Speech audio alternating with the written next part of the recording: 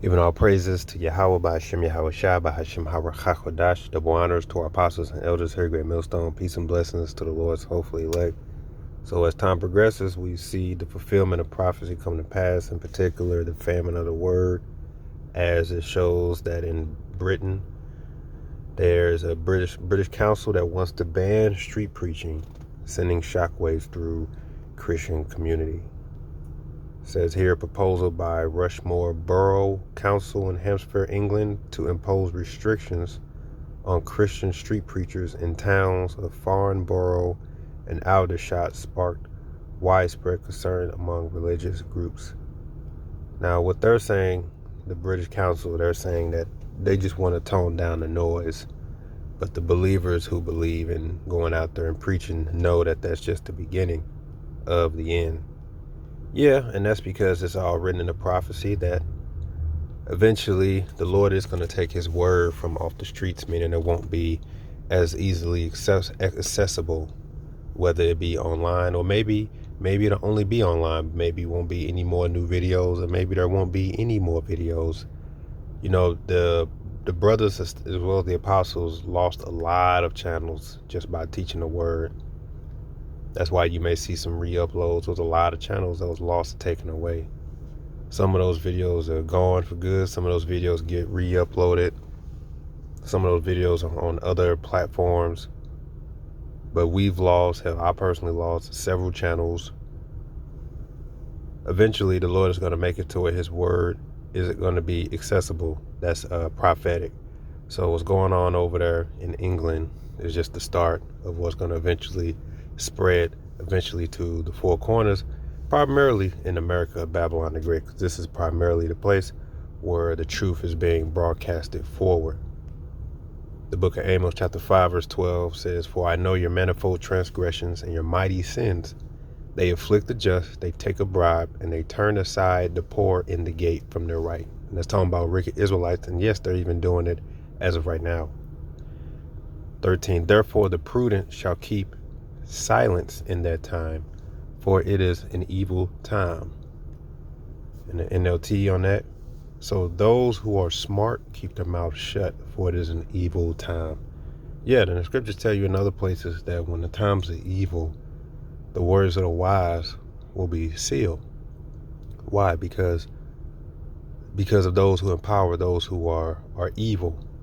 And really, when the Lord does that, he does that to preserve those who are righteous. Because the scriptures talk about knowing when to speak and knowing when not to speak. And he prophesied that as the times become worse and things become more evil, he's actually going to withdraw the truth from the world. Now that's a cold shoulder act. Right when you could say when the people, if anything, need to hear the word of the Lord the most, the Lord is going to take it away. Why? Because the Lord is very displeased with the place and the wickedness of this place. And those who have the opportunity to listen now, they chose to mock and to wave their hand. They chose to say, "I have no pleasure in what it is that you're speaking, because I don't need to." The Lord doesn't like that attitude of people who have it in their heart to say, "I will only come to the Lord if I absolutely have no other choice." So as long as I can still go to work, as long as I can still go to the grocery store, as long as I can still do my wickedness, I'm not turning to the Lord.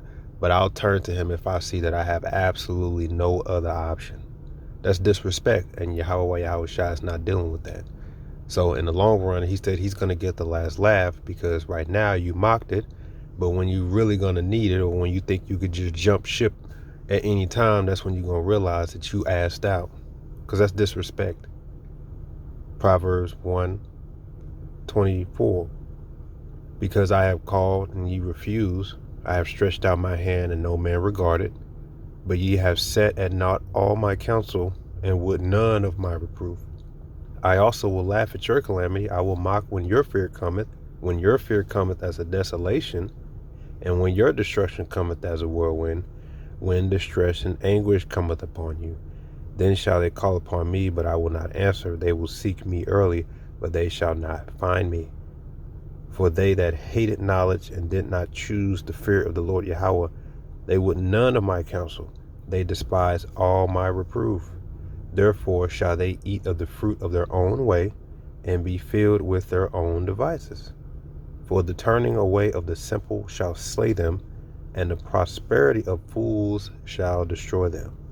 But whoso hearkeneth unto me shall dwell safely, and shall be quiet from fear of evil. You see? You're going to be quiet from fear of evil, meaning you're going to be safe from it.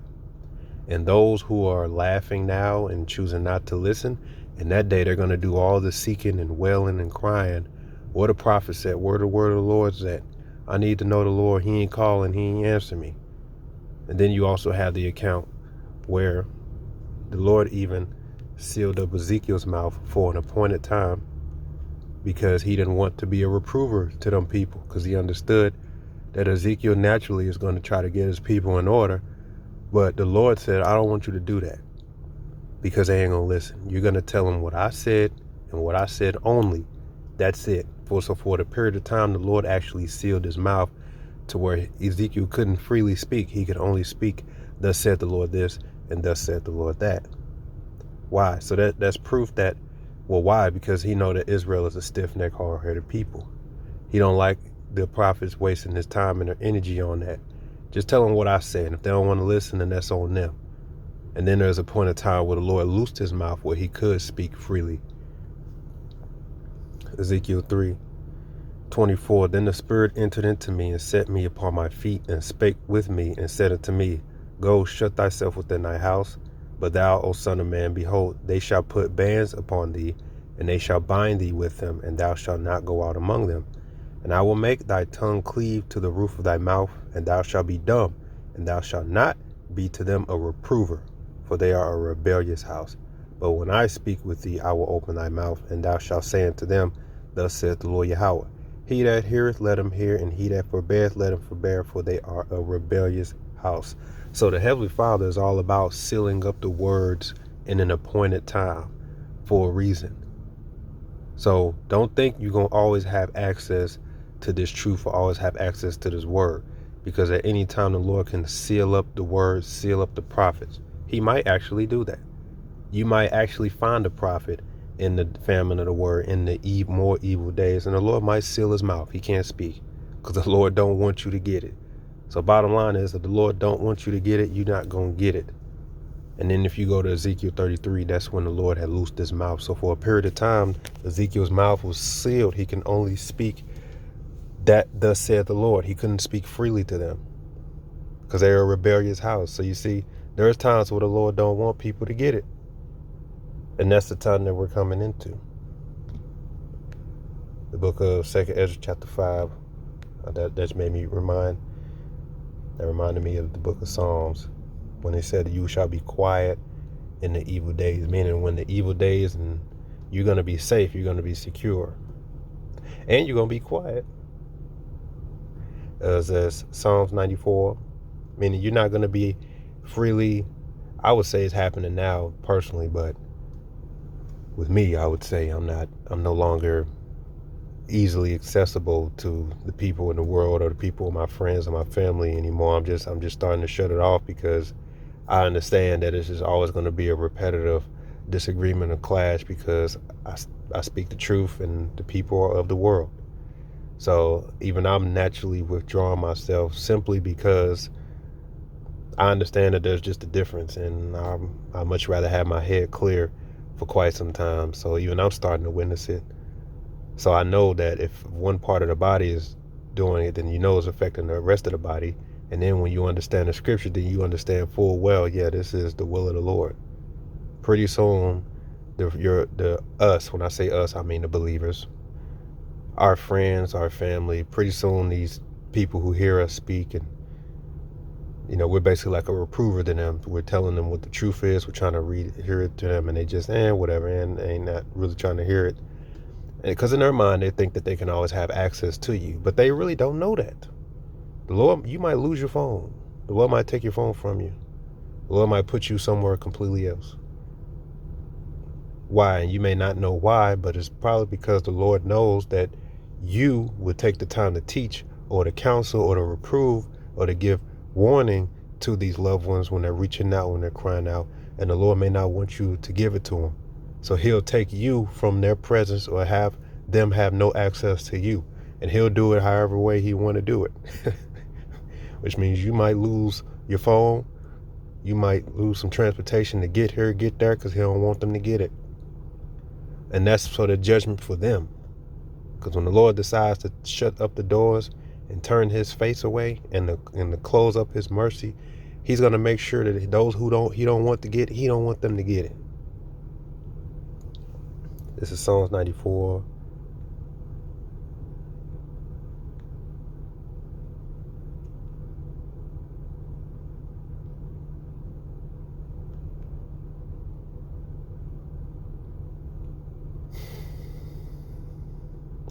Blessed is the man whom thou chastenest, O Lord Yahweh, and teachest him out of thy law, that thou mayest give him rest in the days of adversity, until the pit be digged for the wicked. That's why the scripture says it's good to bear the yoke in your youth. It's good that you're going through this now, so that in the day of adversity, you got rest, you're quiet. Until what? The pit be digged for the wicked. So until the Lord has these wicked people fulfill their deeds, and before the Lord has these prophecies be fulfilled, it's going to get time. It's going to get worse, an evil time. He's going to make sure his elect, those who are protected, stay within his wing. You're like sheltered in the midst of a storm, like a bird that covers up her chicks in the midst of a storm. You got to weather the storm, and you're just under the wing. That's it. Just like Noah's Ark.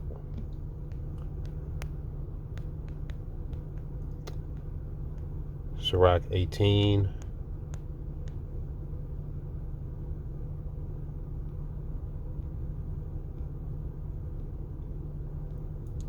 Before thou prayest, prepare thyself, and be not as one that tempteth the Lord. Think upon the wrath that shall be at the end, and the time of vengeance, when he shall turn away his face. That's the time that you should be thinking of. When the Lord turns away his face, when he withdraw his mercy from the world, and you're going to have Israel wailing and hollering and screaming for the truth, access to the truth, then you're going to know this is it. The Lord is pulling his word from the world. It's happening. I'm sure it's happening in Britain, but eventually it will happen to the U.S. because the scriptures talk about the famine of the word. Now that clown, Alazar, said that the famine of the word had already happened. So he doesn't believe that it can happen again. This is why they do the things that they do. And this is also why you have to understand the true breakdowns of Revelation, the 13th chapter. Because the men of IUIC teach that the image of the beast is the image of Caesar Borgia, the image of Jesus Christ. Well, this is proof that that's clearly not the image, because the name Jesus Christ is attached to the image of the so-called white man, Caesar Borgia. And the goal of the society is to push Christianity away as a whole, because Christianity is tied to that image of so-called Jesus Christ as well as that name. So they can't be the image, because they're not trying to push that. They're trying to do away with that. They're trying to censor that. And it only makes sense because Satan runs this world, and the last thing Satan needs is faith to oppose him, because Satan's strength is fear. How do you counter fear? With faith. When they go to implement the mark of the beast and the chip, they need fear, just like they did with the pandemic and the vaccine. Their motivation was fear. Those who had faith was an enemy. So they needed fear to push people to go ahead and take it. It has nothing to do with the image. I mean, it has nothing to do with Jesus Christ, right? The image of a so-called white man. No, they're trying to get rid of it. So this is proof that has nothing to do with that. The image of the beast is indeed the Roman Empire system, which was a complete empire rule. Everybody under one rule, which today another word for could be like the New World Order. Everybody under one rule, herd-like mentality, one empire, what one power says, the whole world has to comply. And in order to achieve that, they need faith out the window. So the push the Bible in general away from the streets, from being taught, is happening as we speak. So that's why you got to get complete understanding of what the image of the beast is. Because if you understand the image, you understand the mark. It's very important. to know what that is. The image of the beast is a Roman Empire system being brought back in full effect, where the powers that control, basically like the emperor, emperor, they dictate, they put out an order, and everybody is to comply with that one rule, that one body. That's what's leading up to the mark of the beast, which is this which is the RFID microchip, which they already are trying to establish a central banking right now, so that everybody can be controlled and monitored, and has to apply by the will of the beast. This has nothing to do with the image of Caesar Borgia, or Jesus Christ, as they say, because as you can clearly see, they're looking to get the Bible as a whole off the streets. 2nd Ezra chapter 5. Nevertheless, as concerning the tokens, behold, the day shall come that they which dwell upon the earth shall be taken in a great number, and the way of truth shall be hidden, and the land shall be barren of faith. Again, when the truth is taken away, it's going to be hidden, and the land shall be barren of faith, which is going to lead to them bringing in what? The mark of the beast, the chip, which is going to lead to many people taking that, which is going to lead to the elect being delivered and protected, because as 2nd Ezra 16 says, what? The insurrection is going to be upon those that fear the Lord, because the devil understands, Esau Edom, that long as there is a sect of people who believe, as long as there is a glimmer of hope of faith in the world, they can't establish their rule of what? Complete control of the people. So they have to sift out those who still believe, and those who still believe will be the elect.